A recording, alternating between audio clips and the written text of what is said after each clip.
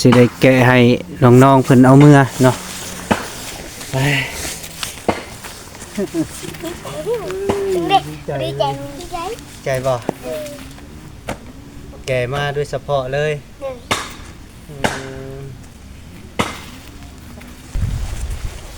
บ่จักแล้วเนาะหมดเลยต่อลงกันที่นี่บ่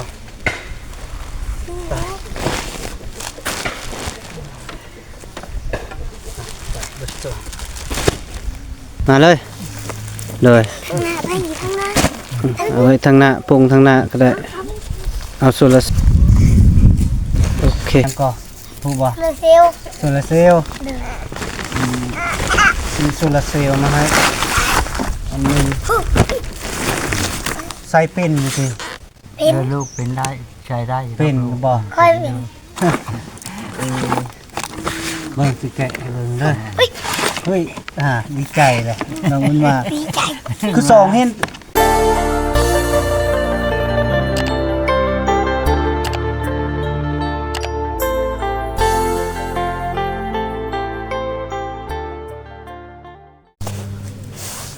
สบายดีพี่น้อง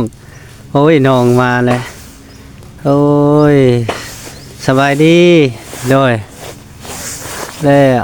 เป็นได้ได เรือใด มันเป็นได้ไดดีใจ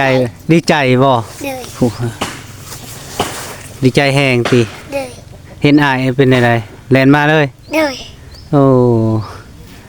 เด็กของมันก็มา นักก็มาอีก เดือย มาเลย มาเบิดซองเออ เออเดยเอ้าสบายดีล่ะ ไปดิ โดยสองไอ้น้องผู้ได้สูงกว่านี่เออ เออนะโดยสบายดีเด้อพ่อแม่พี่น้อง FC บ่สุขสุขคนตอนนี้บ่าวแก้วก็ขึ้นมาซื้อเครื่องมาให้น้องบุญมาเนาะพี่น้องเนาะแล้วก็ทางน้องบุญมีแน่เฮาก็จะได้ปันเนาะเพราะว่าน้องบุญมีกลับมาเฮาก็จะได้เป็นซาดแล้วก็โซลาร์เซลล์บ่าวแก้วก็ซื้อมาแล้วก็ซาด4พื้นแล้วก็โซลาร์เซลล์เนาะพ่อแม่พี่น้องเนาะโอเคไปเฮาไปเบิ่งนำกันเนาะเป็นจะได้ก็ได้เนาะพ่อแม่พี่น้องบ่าวแก้วก็สิได้แกะให้น้องๆเพิ่นเอาเมื่อเนาะไป ดีใจ ใจบ่แกะมาด้วยเฉพาะเลย เดือย เดี๋ยวก่อน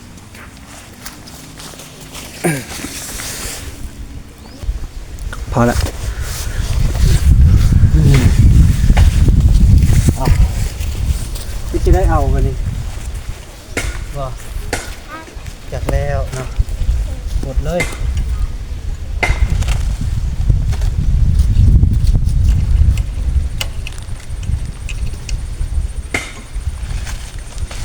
ถือได้บ่ลงกัน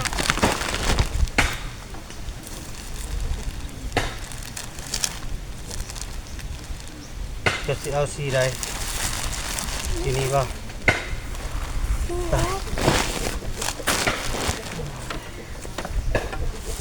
เบิดตัวไปถือไป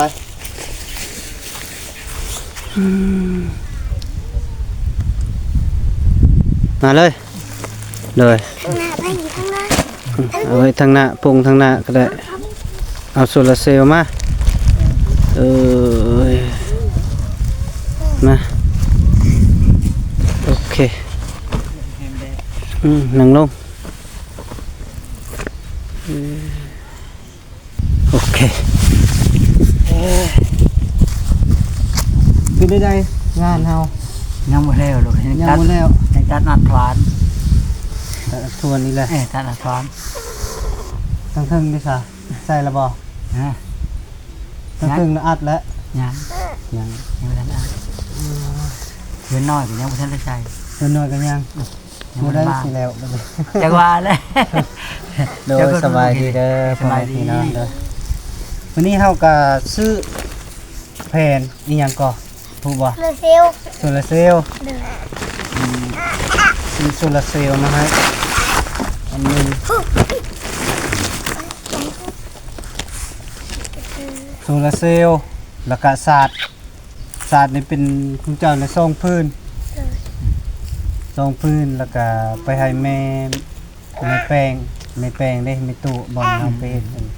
ซองพื้นบัดนี้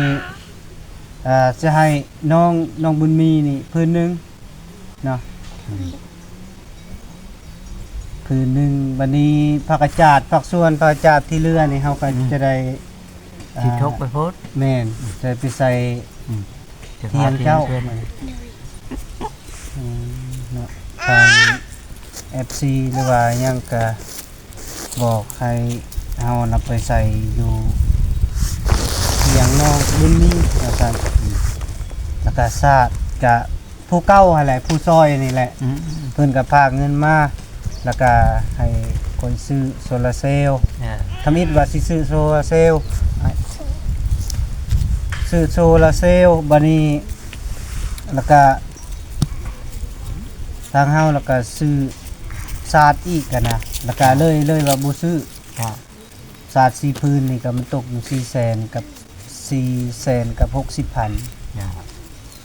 400,000กับ60,000เด้ อืม โอ้บ่แม่น400,000กับ80,000 อืม พื้นหนึงมันตกอยู่100,000กับ20,000 อืม แล้วก็ผักส่วนโซลาร์เซลล์นี่เจ้าใส่เป็นอยู่สิ เป็น แล้วลูกเป็นได้ใช้ได้อยู่ เป็น ลูก บ่ ค่อยเป็น เจ้าเป็นบ่ เดิน อีหลีติ เดิน บ่ได้ตัวนะบ่าวติเบิ่งสิแกะให้เบิ่งเด้อเฮ้ยดีใจเลยน้องมันว่า ดีใจ คือสองเห็นไอ้ายซองมาแต่พุ่นแล้วก็เห็นเต้นดอกเต้นดองอยู่เห็นอายมาฮอดแล้วก็เต้นดอกเต้นดองความดีใจของน้องก็ตัวโอเคอยู่เนาะเอ้ยสิสากโคมก็มีสิสากโทรศัพท์ก็มีเด้นี่บอนสากก็ได้คันจะว่าต่อเป็นก็เป็นเอา เป็นแล้ว ตัวนี้เป็นแผ่น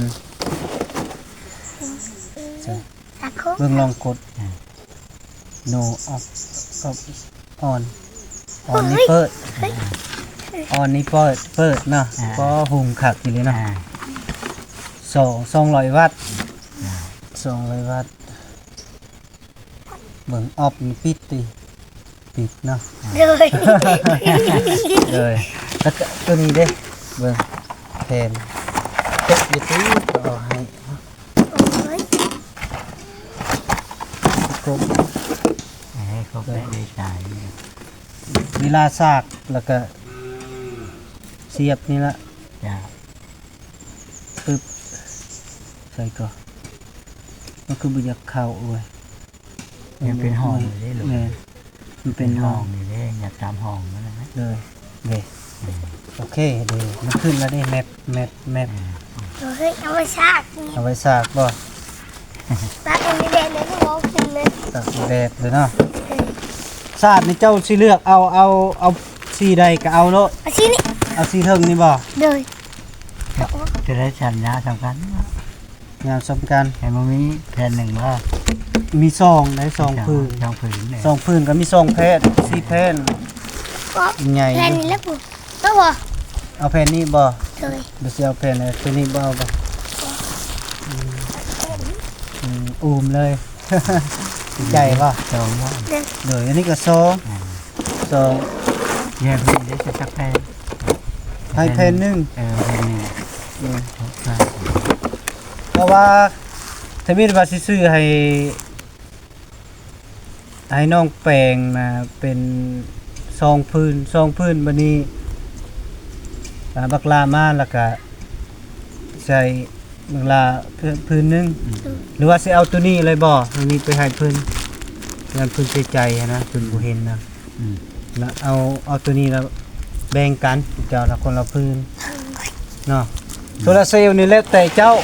เจ้าสิใส่อยู่เฮือนก็แล้วแต่หรือว่าใส่อยู่เที่ยงก็ได้ ใส่เทียงนะ เพื่อน ใส่เทียงเหรอ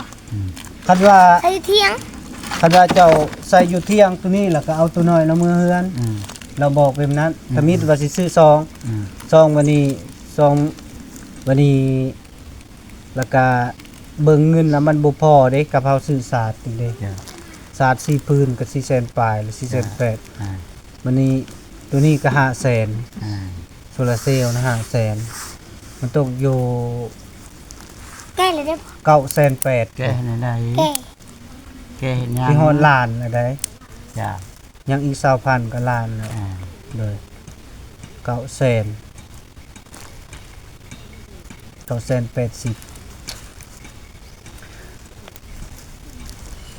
แกะเลยบ่หรือพื้เบิ่งบ่หรือเป็นไดๆเจ้าอยากพื้เบิ่งบ่ จะเอาตัวใดก็เอาแต่ตัวนี้ก็ทุกเป็นมื้อนี้เทื่อนึง เลย แต่ละทุกดูมันสบายไม่ให้มื้อนี้ด้วย เลย ตัวนี้มันทาติดนี่นี่ดิ มึงจุก บ่ตัวนี้น่ะไปให้เพิ่นเพราะว่ามันก็โดยเพราะว่าทางอีแม่ นางแม่แป้งบ่ แม่นอย่าให้แม่อีแม่ให้ หัก เรา จะยังบ่ได้เข้าใช่ ยังเพราะว่าค่อยมาพี่ก่อนก็กี่การอยากก็ออกเลย อืม แล้วก็ตัวนี้ให้แบ่งให้น้องอันนึงแล้วเจ้าอันนึงแล้วก็ แบ่ โซ งกัน ลาร์เซลล์ไว้เจ้าตัวนี้น่ะเฮาไปให้แม่แปลงของ เข้าใจ โดย ใจเด้อใจเด้อมา โดย แก้ว มีหยังก็อวยพรเพิ่นแน่กับผู้เก่าหั่นแหละพอบุญจันทร์กับแม่อนงหั่นแหละอวยพรแม่พอ ขอบ อ คุ วย ณ พรเพิ่นนะ ลุง พอบุญจันทร์แม่นุ้งแล้วว่ะ แม่น แล้วให้อยู่ดีนี่แห้งแต่จะมีต่อไป ความเจ็บจะช่วยได้ความกายอยู่ทุนี้ให้หายโพยหายภัยหายพยาธิโรคครับ โดย ให้สุขภาพแข็งแรงมันยืน โดยสาธุบักลามีหยังสิอวยพรเพิ่นซื้ออันโซลาร์เซลล์นะ เอา ดีไม่ ไป แห้งเด้อ อวยพรนบมืออวยพรเพิ่นแน่2-3 บาท อานง ไอ้นุง สวยเนาะ พ่อบุญจันทร์แม่อนง แม่อนง นุง โดย ให้เจ็บให้ ให้ ให้ ให้ ให้ร่ำรวย เอาดี ให้อยู่ดีแห้ง ให้ดีไม่แห้ง สุขภาพแข็งวัน สุขภาพแข็ง มันยืน โดยมื้อหน้าละอวยพรให้มัน เด้อ ๆเด้อ คันว่าบ่เป็นแล้วก็อวยพรตามนาบ้าวก็ได้เด้อมื้อหน้าเด้อคิดว่าเป็นซะดอกคืออวยพร แต่ แม่น พอผู้เฒ่าก็ยังผู้ฮู้ เด้อ เว้าไปที่ อวยพร2-3 บาทก็ไม่ให้มันถึก มันถึกเป้าแล้วก็โอเคแล้วเด้อ ก็กระเฒ่าอยู่ที่เฒ่าฮู้ ทอดเอาก็ได้มา มา ทอดให้ ทอดให้ปันกัน เด้อ เอาไปดิค่อย จะเอาตัวนี้บ่บ่เอาบ่สีแดงนี่ให้เจ้าเด้อบักลาเด้อเมื่อแล้วก็ปูเด้อปูนอน ถ้ากระบุนนเลยเนาะ เด้อศาสตร์ตัวใดมันก็ปูนอนโอ้ ดีใจเนาะ ดีใจหลาย นี่นะประกอบตัวนี้ ตาใจเลย มันโดยจะมีครบอยู่แล้วเด้อ อย่าง โดยอุปกรณ์มันครบทุกแล้วมีหยังก็รักษาได้เพื่อเพิ่นช่วยเหลือบ่แม่นง่ายเด้ ได้ ได เลย มันตกอยู่2-3 ล้านพุ่นเลย เขากับเขาก็ไม่รักเลยเนี่ย บักลาเด้อท่านเด้พุงฮะครับล่ะได้อยู่ไผมีไผอยู่แล้วบัดนี้สบายตัวน้อยเนี่ยเจ้าเอาเมื่อรถ อ้ายเอามือ เลยมาใส่เพื่อน ของอ้ายเอามือ เอานี่แล้วไปแตกเด็กตัวแรงนะ เอาตัวนี้บ่จากเล็ก แต่ดีแล้ว เขากับใต้เหี่ยวกันใต้กินข้าว ใส่กินข้าว เดินเหี่ยวกระซาก เดี๋ยวก็ ใต้ ซา ไม่แดง ไอ้เจ้าจะกลับไปเฮือนแป้งหรือบ่นี่ บ่ค่อยสิมือเฮือน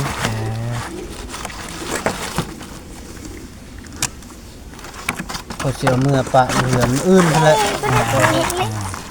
แล้วลงมาที่การทับให้แล้ว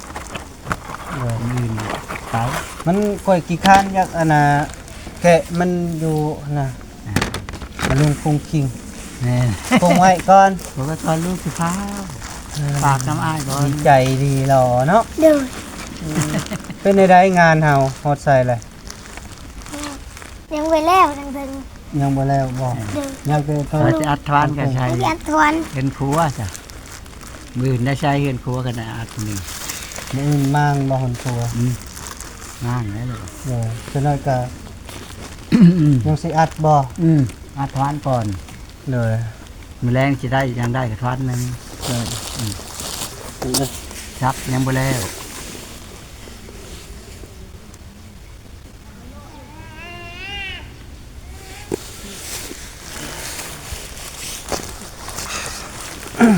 ผมว่าตอนนี้คือข้าวเห็นว่าได้เลยก็ ดีใจเลยจะแบกเมื่อโลด ข้าวไว้ใช้ ผู้ใดเป็นอายแท้อันเนี้ยผู้ใดเป็นน้อง ดูนั่นนะ อันน่ะอายนี่น้องลูกประเภทเพิ่นผู้นั้น ลูก เพิ่น ของ สู เป้ ง ไอ้ เนาะ ผู้นั้นแบบเกิดก่อนพอดีเกิดน้ำลัง ผู้นั้นเพิ่นสูงเนาะน้องบุญมาเพิ่นสูงกลัวน้องบุญมีบัดนี้ น้องนี่เป็นคนน้อย อืม แต่ว่าอะไรเอื่นมันนี่แล้วเป็นอาย เลย ของยันมันนี่ออกก่อนนี่เอื่นมันนี่อาย เลยแม่นเลย อะไรวันนี้ ไผสิรับผิดชอบบัดนี้ไผเป็นอายแท้เอ้า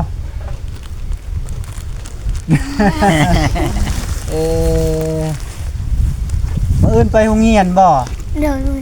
ไว้ไปไหน เชื่อจะ เอฟคอ ยังเงียบพอบ่ คอที่ วัดไป ไป มื้อนั้นเลย วัดบ่ได้ ไป ไป วัดไปมื้อนั้นเลยไปเลยกะอย่างมาซื้อเลยมา เลยย่างซูเซ่ซูเซ่ เดินยกอัว จิบหัว เดิน กินยาเด้อ เดิน กินอยู่บ่ยา มันมีเงินชื่อ บ่ได้ชื่อ อ่ะบ่มีเงินบ่ เดิน บ่มีเงินซื้อแล้วมัน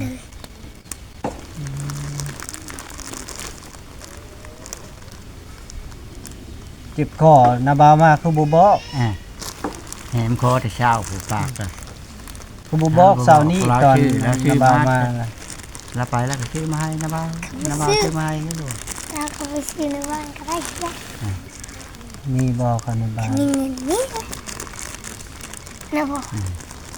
นี่แล้วเพจในบ้าน ยายังเลยจะซื้อคนสิเอาเงินให้ เนี่ยยังผม ยาที่ใครวัดนั่นแหละลูก อย่าดีใครวัดเนาะ ยัดพอกับพี่มันนั่นนะที่ใครวัดลูก ใบยังอันนี้ ไปแสน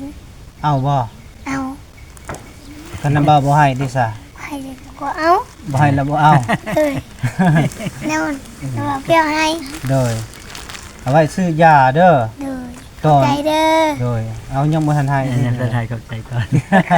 ว่าเป็น ดีใจ ง หลาย ดีใจเนาะ ดีใจหลาย เออเอา ใจ โดย ใจ แบ่งให้น้องเด้อ เดิน แบ่งให้น้องจากสาว30กายนั่นแหละเจ้าเอาเมียนเด้อเจ้าไปซื้อยามาแล้วก็ทอนแล้วมาให้เพิ่นเด้อ30,000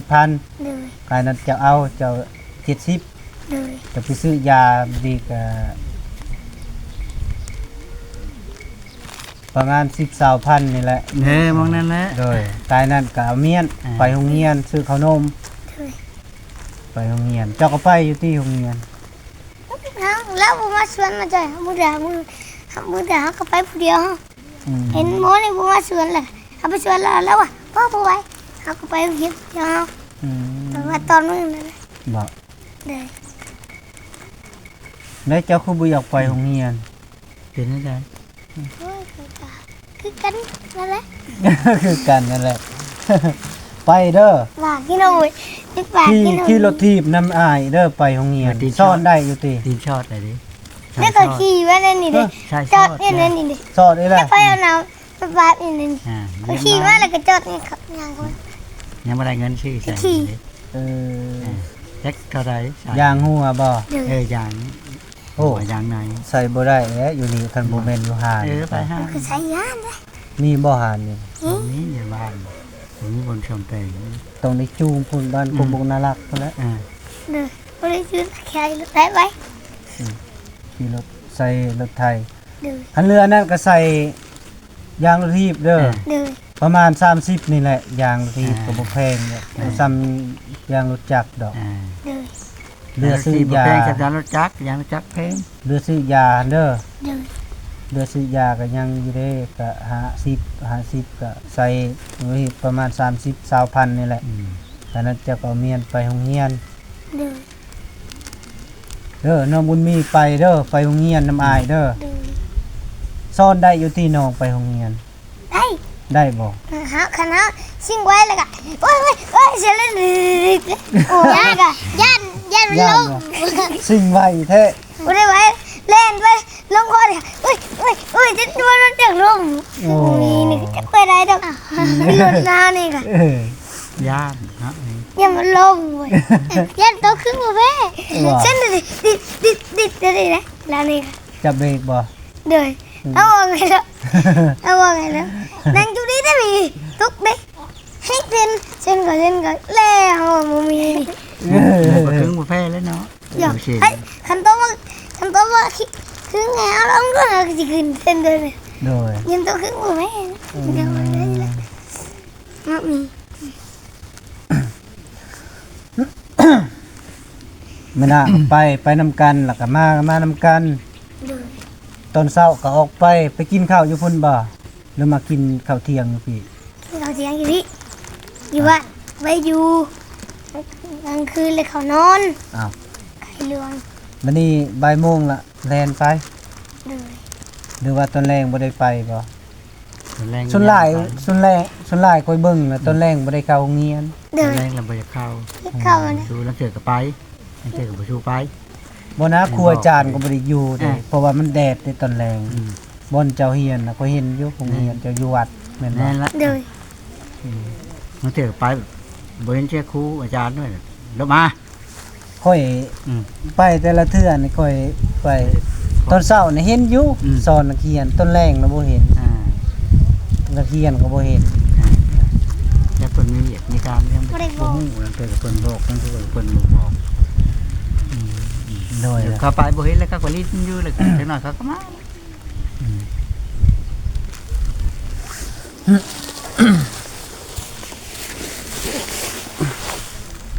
โอเคลง เป็นจังไดได้แล้วก็จิตใจเดี๋ยวนี้เป็นจังไดตื่นเต้นหรือว่าบ่ ตื่นเต้น ตื่นเต้น เดิน โอ้ยเนาะเห็นอายมาแล้วก็ผู้เต้นแล้วอยู่พุ่นดองผู้เดียว เออเลย ใหญ่ อายก็ลากมาแบบนี้แหละแต่ละเทื่อก็ได้ซื้อให้น้องแป้งยังก็เป็นนี่แหละมัดใส่ก้นรถแล้วก็ย่อง รถทีบมื้อนั้นก็คือกันรถทีบซื้อให้น้องน้ำแล้วก็ใส่ก้นรถน่ะมาแล้วก็ย่องเลย เฮ็ดได้ข่อยบัดบ่มีรถใหญ่คือเขา แม่น จะเฮ็ดอยู่นี่แหล้ว เฮ็ดตาม ค่อยไป บ่มี ขึ้นมา ลูกเว้ย เด้อ ถามบ่มีรถใหญ่ เฮ็ดตามสภาพเฮานี่แหละ แม่น โอ้จักสบายทางตรงก็คักเก็บลูกใหญ่สบายไปไม่ได้ บ่ เลยลูกคุกกี้ผมขวัดเลยนะ บ่ บ่ได้รถใหญ่เข้ามาอยู่ มันต่ำเลยบ่ข้างโฮมนู้นที่ไปไม่ได้ รถใหญ่นะ เลย โอ้ก็ไปทางพุ่นแล้ว ทางการคนแตงไม่สิมานำ เด้อ น้ำบ่เป็นนะ ข้าว่าอันน่ะพระกจาดนี่ก็ว่าเอาสิเรือ10พุ่นเลยเนาะ จังหวะจะซ้อมมาก่อนลูกเอ้ยจักสิเลย10จักสิเลยซำใด ดอกพอบางก้อน บางเทื่อก็6-7แผ่นครับนะมีหยังก็จะเฮ็ดก่อน ค่อยพอก่อน เลยพอแล้วก็ไปต่อให้เพิ่นแน่ ลุแล้วบ่เที่ยงจ้ะ ยังไม่ได้รู้เลยยังไปเอาออกมันรู้แต่เต้าคาง ตามทางค่อยยังบ่ทันเห็นอยู่ไสเที่ยงจ้ะ พาแล้วไว้ บ่เป็นหยังมื้อหน้าจังไป มื้อหน้าเอาไป แล้วสือเข้าเลยได้บาทอย่างนี้แล้วเข้าเลยมาตัวเข้าเลยข้าแม่ ไปคนเครื่องเฮาไปพุ่นไปเบิ่งงานเฮา เอาไปประมาณนี้ ไป ทุกวันแล้วได้ตื่น บอกเอาเลยแม่โมย ไปแบก แม่ครบ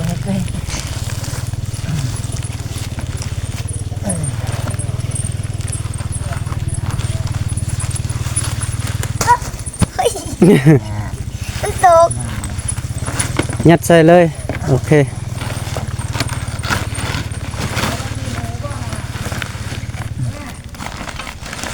โดยซาดเนี่ยเอาไว้นี่ก็ได้ไป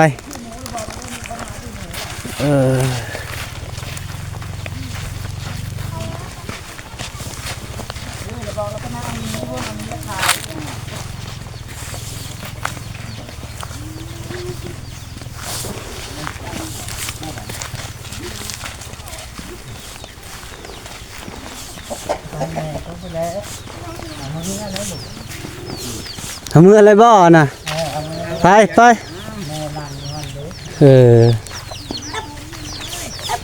ไปพ่อแม่พี่น้องเอ้ย ตัวประกายไม่ใช่ไหม โอ้ย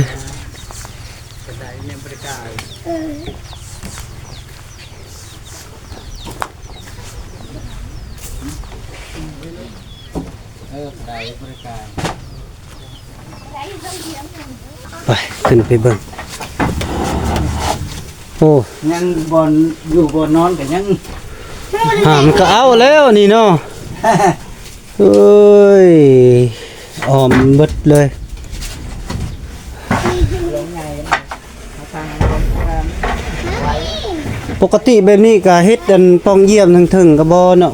ไว้ไว้ อัดไปนี่เลย ยาจะลองเช้า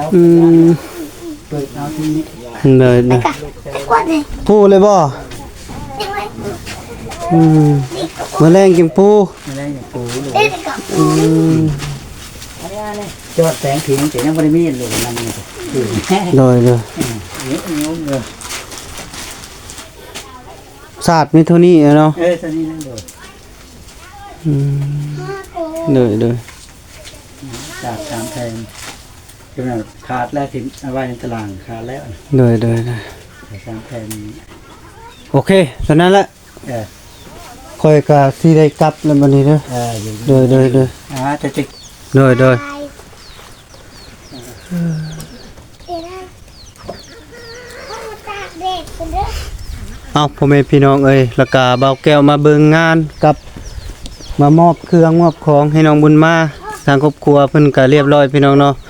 แต่เดี๋ยวนี้เบาแก้วก็สิขอโตวเดินทางแล้วบัดนี้เนาะพี่น้องเนาะคอยคำลงแรงแล้วก็ขอบคุณเด้อทางผู้ใหญ่ใจดีผู้รักผู้ใหญ่ที่พาเงินมาซื้อเครื่องซื้อของมาภาคไข่น้องบุญมานี่ก็ขอบใจหลายๆขออยู่ดีมีแรงสุขภาพแข็งแรงอย่าเจ็บอย่าจนเด้อ ไปใส่มีคนหักคนแพงอายุมันควรยืนตลอดปีตลอดไปสาธุ